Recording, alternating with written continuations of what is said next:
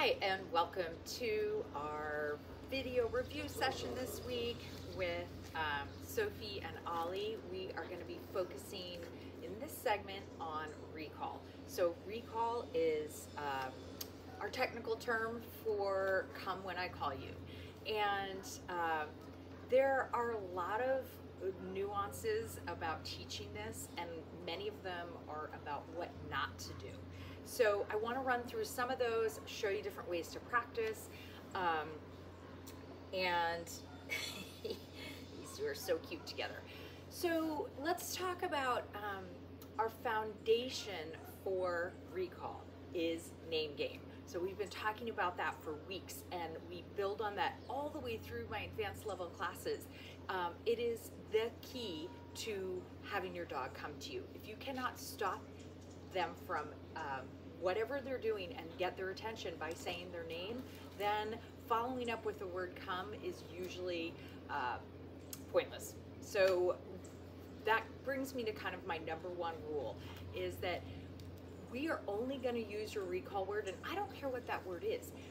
It could be come, here, cookie, treat. A lot of times I'll have clients tell me, the only way I can get my dog to come to me is when I say the word treat. Well, you know, my response to that is, you've trained a perfect recall. It's just your recall word is treat. And the reason being is that your dog knows that when you use that word, something good is going to happen. That's what teaching a recall is all about.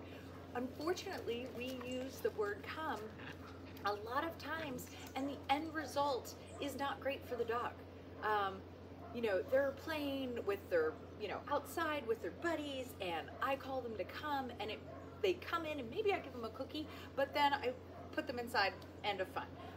We're at a beach, and I call my dog, come, and they come, and I put a leash on, and we walk away for the day. So number one rule is making sure that the end result for your dog is something fantastic, not just as they get to you, meaning a treat or a toy or something they're loving and petting, but 2 or 3 steps after that. What is the result for the dog? It needs to be good in the training process. And I mean like really good. So if you can't guarantee that, just don't use your recall word. There are many ways I can get my puppy to come to me without poisoning my recall word. And by poisoning, I mean not having amazing things happen. I could clap my hands. Hi, puppies. Hi. I can make kissing noises. I can do all kinds of things. I can clap my hands and run away from my puppy. Hey, hi. Hi, yay. So none of those things require me to use my recall word. So when I use my recall word, not only, and let's just for our purposes say come. So not only am I making sure that the end result is great, but I am making sure that when I use that word, I am guaranteed a very high level, like 90% or more, that my dog is going to succeed. So you have to be very careful about when you're using that word. In fact, I recommend not using come unless your dog is already moving towards you, or that we're practicing and we're getting positive results because we know that we've set this up in a way to be appropriate. So let's do a little couple practices here. I'm going to use both puppies at the same time because they're both learning. So first thing I'm going to do is just a little warm up with name game. Ollie! Yes! Oh, very good. Hi. Oh, that's not so good. What? Oh my goodness. Hi, Soph. Paws on the ground. Paws on the ground. Sophie! Paws on the ground. Treat low if you can to avoid. Thank you. Ollie! Oh, yes. Yes, there we go. So just a little warm up. These puppies know I have something great. And then we're going to do something I call treat toss, which is and the dogs will run out of sight, but that's fine. So treat toss is simply tossing a treat away, telling the puppy to go find it, and then using my recall word. So ready? Here we go. Here we go. Go find it. Ready? Ollie, go find it. No, no, no. Here we go. Sometimes it's hard for puppies to track treats when I throw them. Go find it. Ollie, come. Yes. Good job. With Ollie, I'm adding what's called a collar grab, okay? Ollie does not like to be caught, meaning when I reach down, hi, gotcha, and touch his collar, he gets a little bit squirrely. And so, so I'm doing a lot of what I call collar grab or the gotcha game, where I just reach out, treats remain hidden, hi, reach out, hold the collar, and deliver my treat. Okay, so I'm adding that to my recall sometimes, not all the time, but I'm adding it because I want that element of control to be there, and I want the dog to think really good things happen when they are caught. Okay, so let's try this again. Treat toss, ready? Go find it. And then, Sophie, come. Yes, so very good. So I'm doing a short distance here, like 5-10 feet maybe.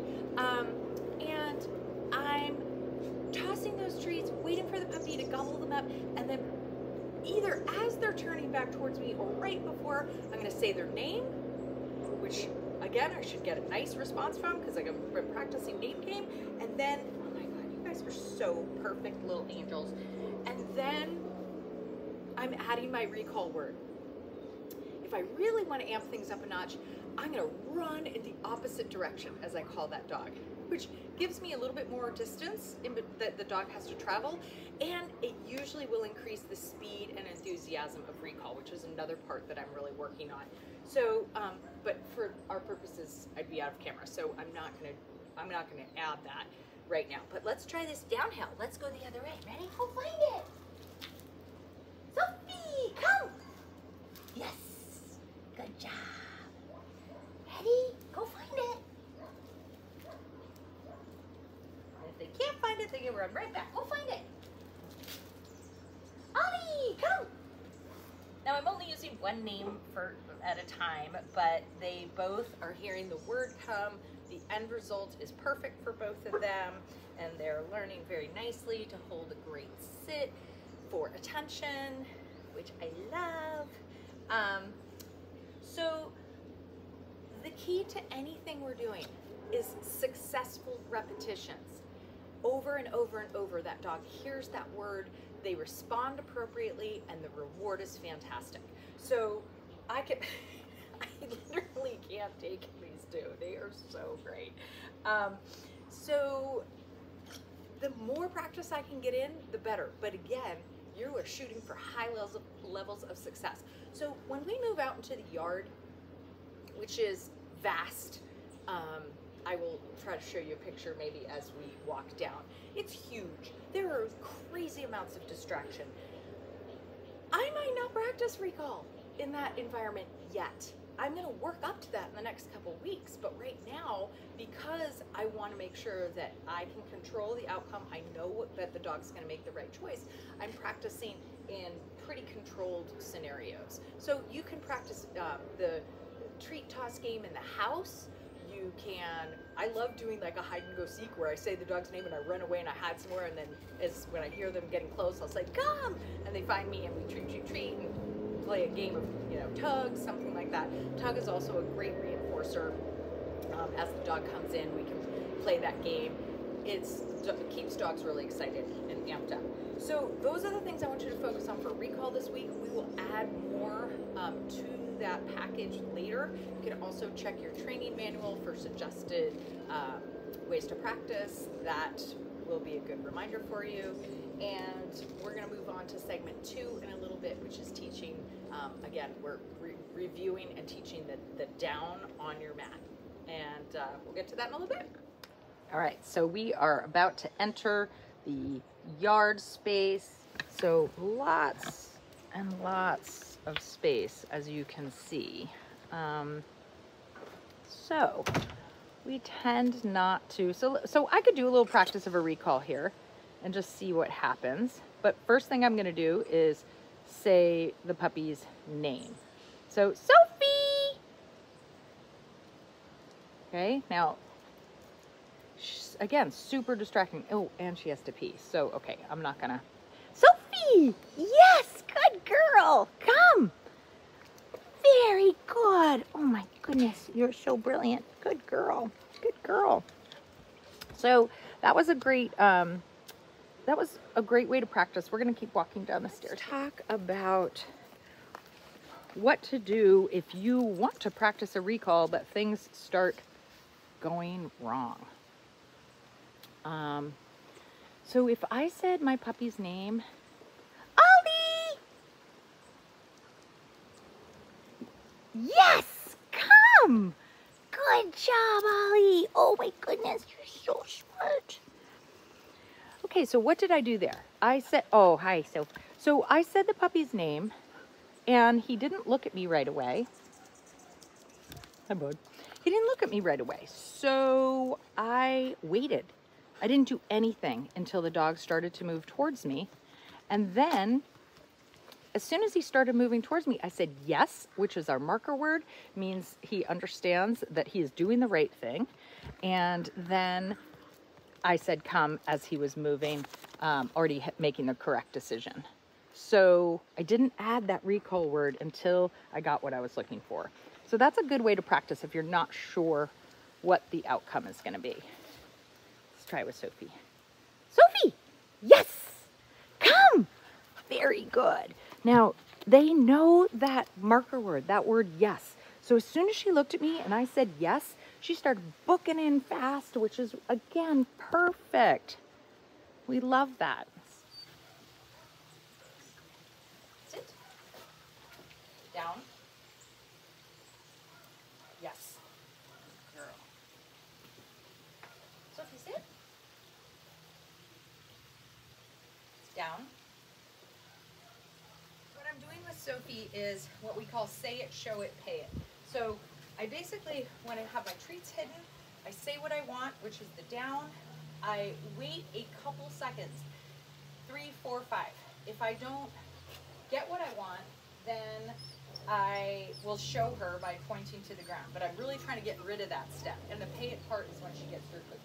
All right, Sophie, down. Ay, ay, ay. Yes. So no treating for sit at this point. We don't need to treat anymore for that behavior. Down.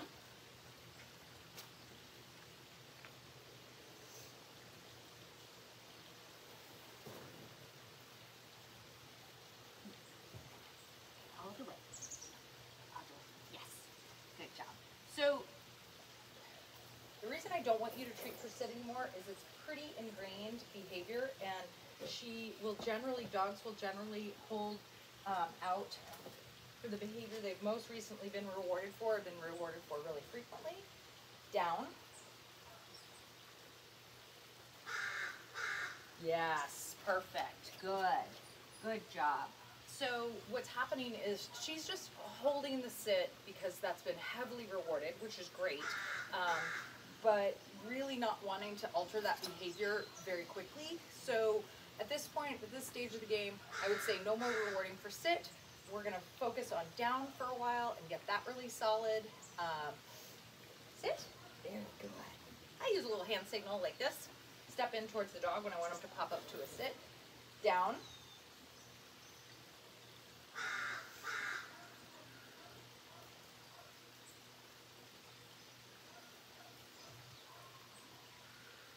Okay, I'm not repeating the cue. Sophie, down. It's been a while, which it had been about 10 seconds. I might repeat it one more time as I'm cueing her into, all right, touch. Yes, good. Okay, back over here, good girl. Down. I know, baby. Down. It's hard when there's a lot of distractions, like another puppy trying to break in. Yes, good girl. Good girl. Okay, I'm going to get you in here while I chat for a minute. Come on. Whoa. Come on. So one of the things that's interesting about Sophie, and like, you know, comparing sort of different puppy temperaments, she's really quite mellow for a puppy. Like there's zero high strongness in her behavior at all, which is so great, but it also it tends to lead to things taking a little bit longer in our training, especially in the beginning. Not to say that she won't get it, but her drive is just a little, it's sort of like mellow, like a dog that has a little more intensity. So even Ollie here, a little bit more frenetic, a little more intense, tends to want to try a lot of things, which speeds up the training process. So again, just know when you're working with her, having to keep her motivated and keep training sessions really brief with her, because she just tends to be like, yeah, I'm good, I'm cool, which ultimately I think she would make the most incredible service dog. She already has just that really just lovely temperament. But it is funny because some things are more challenging when we're working, because she doesn't have that that kind of intensity. So just pointing that out, right? But she's doing so great. We're so proud of her. So down, trying to get rid of that pointing or that lure, and recall. Those are the things I really want you to focus on this week. All right, take care.